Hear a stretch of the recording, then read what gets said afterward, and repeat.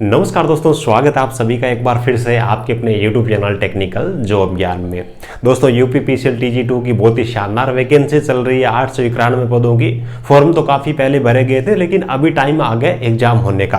तो बहुत सारे बच्चों का सपना है TG2 बनने का। तो TG2 बनने के बाद में आपको सैलरी कितनी मिलने वाली है डिटेल में बात करेंगे। आपके प्रमोशन किस हिसाब से होंगे, यानी कि TG2 बनने के बाद में आप जेई कब तक बन जाओगे, वर्क प्रोफाइल यानी कि आपका TG2 बनने के बाद में काम क्या रहने वाला है, इन सब चीज़ों के बारे में एक एक करके डिटेल में बात करने वाले हैं।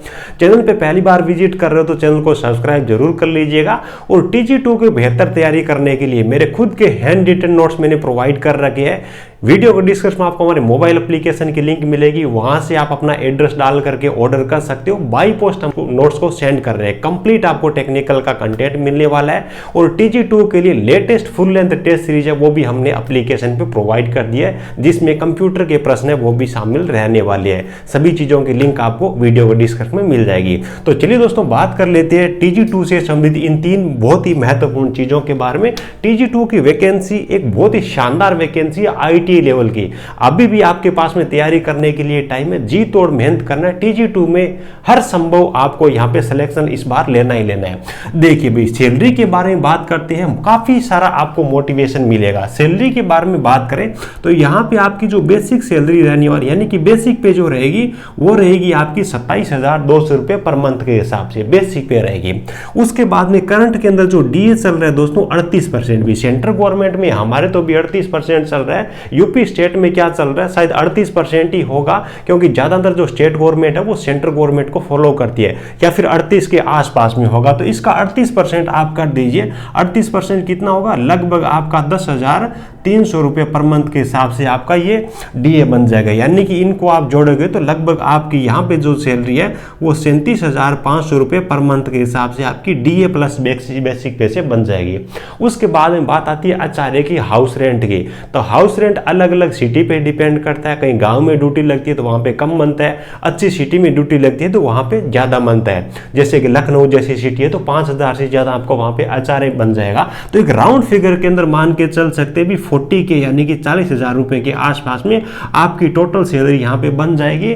और इन हैंड सैलरी जो कि आपके अकाउंट में आने वाली है, उस सैलरी के बारे में बात करें तो 36,000 रुपए या फिर 37,000 रुपए के आसपास में आपकी सैलरी बन जाएगी। स्टार्टिंग से ही लगते ही IT वाले को बहुत कम डिपार्टमेंट ऐसे हैं जो इतनी सैलरी देते हैं, क्योंकि यहाँ पे ग्रेड पे काफी ज्यादा है। यूपीपीसीएल TG2 का जो ग्रेड पे वो 2600 ग्रेड पे है।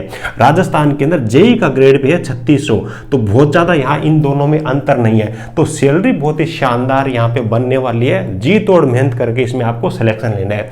अब देखिए प्रमोशन के बारे में बात कर लेते हैं। अगर आपके पास में केवल और केवल IT है, डिप्लोमा नहीं है, फिर भी आप जेई बन सकते हो। यानी कि यहाँ पे दो तरीके हैं। एक तो देखिए जिन बच्चों के पास में केवल IT है, जिनके पास में डिप्लोमा नहीं है। एक वो बच्चे हैं जिनके पास में डिप्लोमा है। तो डिप्लोमा वाले बच्चे वो जेई जल्दी बनते हैं। यानी कि पहले तो ये होता है कि टोटल जेई की वैकेंसी कितनी है, उसमें से डायरेक्ट रिक्रूटमेंट कोटे से यानी कि TG2 को कितने लोगों को प्रमोट करके बनाना है, वो चीज होती है। और बाकी जो पोस्टें होती है उनको मतलब क्या है कि एग्जाम करवाया जाता है ओपन मार्केट के जरिए। तो यहाँ पे देखिए जो डिपार्टमेंटली जो जेई बनाए जाएंगे ना, उनमें से 8% जो वैकेंसी है ना, मान लीजिए कि 100 बच्चों को जेई बना रहे तो 8% रिजर्वेशन दे दिया जाएगा डिप्लोमा वालों को, ठीक है। और उसके बाद जितनी वैकेंसी बचेगी वो होगी IT वालों की।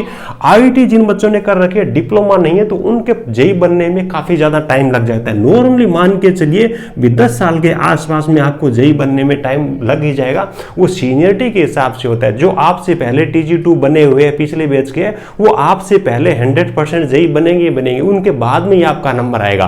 तो TG2 ज्यादा होते हैं, इसलिए डायरेक्ट ITI कर रखे हैं, डिप्लोमा नहीं है तो थोड़ा टाइम ज्यादा लगता है। 10-12 साल का नॉर्मली टाइम यहाँ पे लग जाता है। डिप्लोमा जिन बच्चों ने कर रखा होता है, इनके टाइम पीरियड की बात करें तो 5 साल है, 6 साल है, 7 साल है, इतने टाइम पीरियड के अंदर ये जेई बन जाते हैं। अगर आपने केवल ITI कर रखे, डिप्लोमा नहीं है, तो TG2 बनने के बाद में भी आप नाइट क्लासेज के जरिए पार्ट टाइम डिप्लोमा करके भी आप यहाँ पे जेई बन सकते हो, कोई भी दिक्कत नहीं है। इसके लिए आपको जब आपकी 2 साल की सर्विस कंप्लीट हो जाती है तो आपका जो अधिशासी अभियंता होता है उससे आपको NOC लेनी पड़ती है, ठीक है। उसके बाद में वर्क प्रोफाइल की बात करते हैं।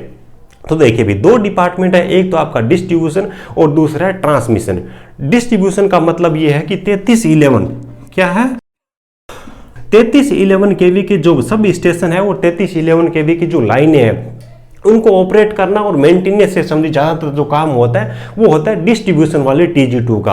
और ट्रांसमिशन में जो बड़ी लाइनें होती है, जो बड़े सब स्टेशन होते हैं, जैसे कि 132 का हो गया, 220 का हो गया, जो कि ज़्यादातर सिटी के अंदर होता है, तो TG2 जो ट्रांसमिशन वाले होते हैं उनकी ज़्यादातर जो बड़े टाउन वगैरह होते हैं वहाँ पर ड्यूटी लगती है। अब ट्रांसमिशन में क्या होता है कि केवल और केवल जो आपका बड़ा सब स्टेशन होता है उसको ऑपरेट करना और उनका मेंटेनेंस करना, 8-8 घंटे की ड्यूटी होती है, बस आपका उतना ही काम होता है। पब्लिक डीलिंग का काम नहीं होता, तो ज्यादातर फोन वोन वगैरह कुछ नहीं आते। एक शांतिपूर्वक तरीके से ट्रांसमिशन वालों की 8 घंटे की ड्यूटी रहती है, बस सब स्टेशन को चलाना, शटडाउन वगैरह देना, लॉक शीटों को मेंटेन करना, फॉल्ट वाले रजिस्टर मेंटेन करना, और सब स्टेशन में वहां पे कोई छोटी बड़ी दिक्कत आती है तो रिपेयरिंग मेंटेनेंस करने जैसे काम इनके रहते हैं, शांत ड्यूटी होती है। उसके बाद में डिस्ट्रीब्यूशन वाले यानी कि 3311 केवी, 3311 केवी ज्यादातर जो छोटे इलाकों में गाँव में होते हैं, तो यहाँ पे तो देखिए 3311 केवी के जो सब स्टेशन है इनको ऑपरेट करने का भी काम रहेगा, इनके मेंटेनेंस करने से भी संबंधित काम भी रहेगा। उसके बाद में रेवेन्यू इकट्ठे करना यानी कि जो बिल के पैसे है उनको इकट्ठे करने का भी काम रहेगा। टेंट लगा करके, जैसे कि गांव वाले बोलते हैं ना भी आज बिल वाला आ रखा है, तो उस बिल को कलेक्ट करना भी काम रहेगा। कहीं पे चोरी वगैरह नहीं हो तो उनके मॉनिटरिंग करने का भी काम होगा। कहीं पे चोरी वगैरह हो रही तो अपने उच्च अधिकारियों को बताने का भी आपका काम होगा। वो जब आएंगे तो उनके साथ में जाकर के कनेक्शन को डिस्कनेक्ट करने का भी काम आपका रहेगा। लंबे टाइम से जो लोग बिजली बिल का भुगतान नहीं कर रहे हैं तो टीम के साथ में आप जाओगे और वहां पे जो उनका कनेक्शन है उनको काटने का काम रहेगा। और उसके बाद में जेई वगैरह इनके जो ऑफिशियल छोटे बड़े काम रहते हैं ना, ये भी आपको निपटाने होते हैं। और उसके बाद में पब्लिक डीलिंग का काम होता है गांव से, और जो छोटे इलाके के जो लोग होते हैं वो बार बार फोन करते हैं, यहाँ पे ये दिक्कत है, यहाँ पे ये दिक्कत है, यहाँ पे ये फॉल्ट है, तो उन सबको हैंडल करने का काम रहता है 3311 केवी यानी कि डिस्ट्रीब्यूशन पे जो TG2 होता है उनका। यानी कि अगर आपके पब्लिक डीलिंग में लोगों के साथ में रहने में आपको मजा आता है, एंजॉय करते हो उसको, तो आपको डिस्ट्रीब्यूशन वाला डिपार्टमेंट लेना है। अगर आप ये चाहते हो केवल हमारी 8 घंटे की ड्यूटी रहे, कोई भी उसके बाद में सिरदर्दी नहीं रहे, तो आपको ट्रांसमिशन में जाना है। डिस्ट्रीब्यूशन में 100% आपकी लगभग गांवों के अंदर ड्यूटी ज्यादा रहेगी, जबकि ट्रांसमिशन में शहर और जो अपने टाउन होते हैं ज्यादातर वहां पे ड्यूटी रहती है। ठीक है, तो आप अपने हिसाब से डिसाइड कर लीजिएगा। सैलरी बहुत अच्छी है, काम कोई बहुत ज्यादा हार्ड नहीं है, प्रमोशन भी है, कमी है तो आपको तैयारी करने की है। बहुत ही शानदार अच्छी तरीके से अपनी तैयारी कर लीजिए, आपकी लाइफ बन जाएगी। ठीक है, तो उम्मीद है कि सारी चीज़ें आपको बहुत ही अच्छी तरीके से समझ में आई होगी। वीडियो अच्छा लगा हो तो एक प्यारा सा लाइक करना, अपने दोस्तों के साथ में इस वीडियो को शेयर जरूर करना। Thank you.